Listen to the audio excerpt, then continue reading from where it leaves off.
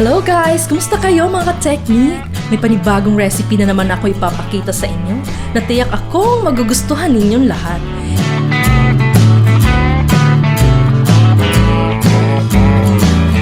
Ito ay ang Sautéed Mushroom. Sosyal lang siyang pakinggan pero ginisang kabute lang yan.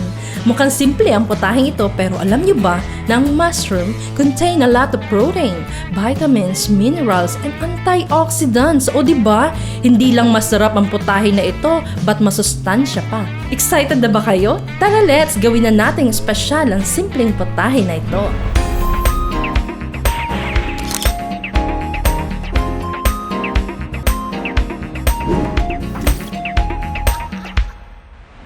Narito ang mga sangkap na ating kailangan.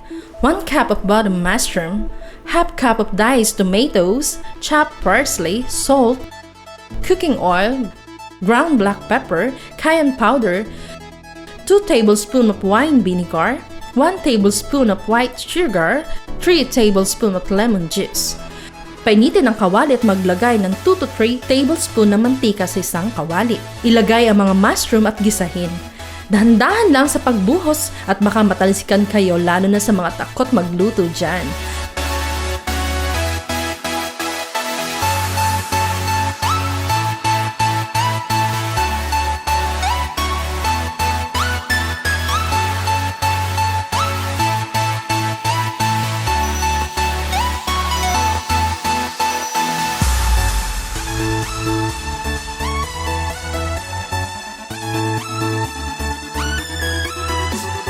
Timplahan ng paminta at asin.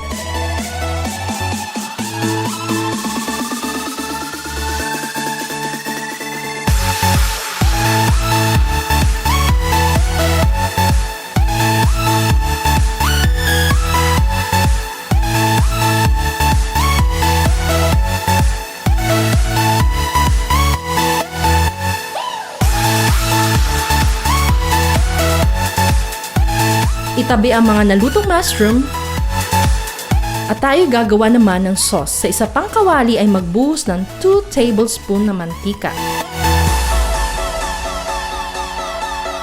Ilagay ang tinadtad na bawang at gisahin ito hanggang maging golden brown.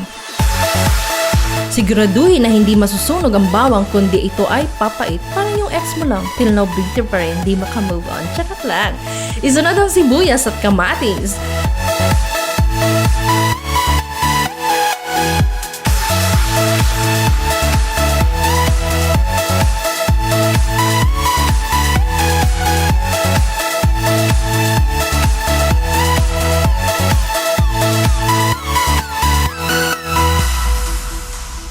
Magbuhos ng lemon juice. If wala kayong lemon juice, you can use calamansi.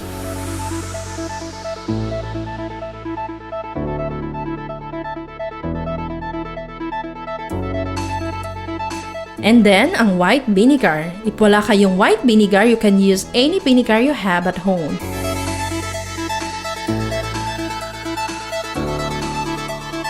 Timplahan ng asukal.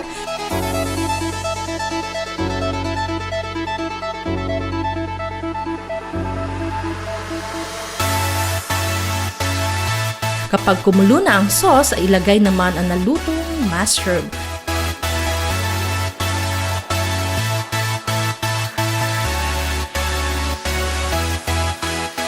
Lagyan ng cayenne pepper or chili powder if you don't have cayenne pepper. At para maging espesyal ang ating sautéed mushroom,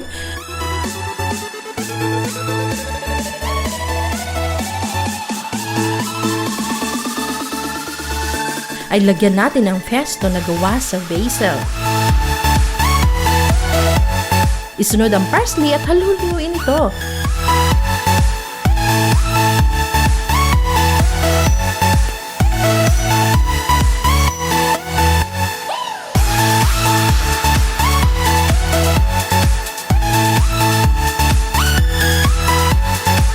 At hanguin na kapag naluto na ito.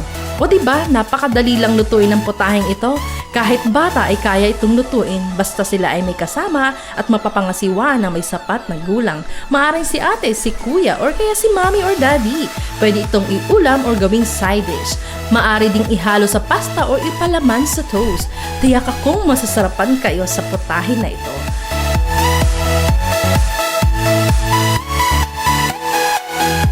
Try nyo na! Until next time! Don't forget to comment down below and tell me how it goes for you. Share your story. Don't forget to like, share our videos, mag-subscribe at i-on ang notification bell para kayo ay ma-update sa ating next menu. Bye for now. See you soon.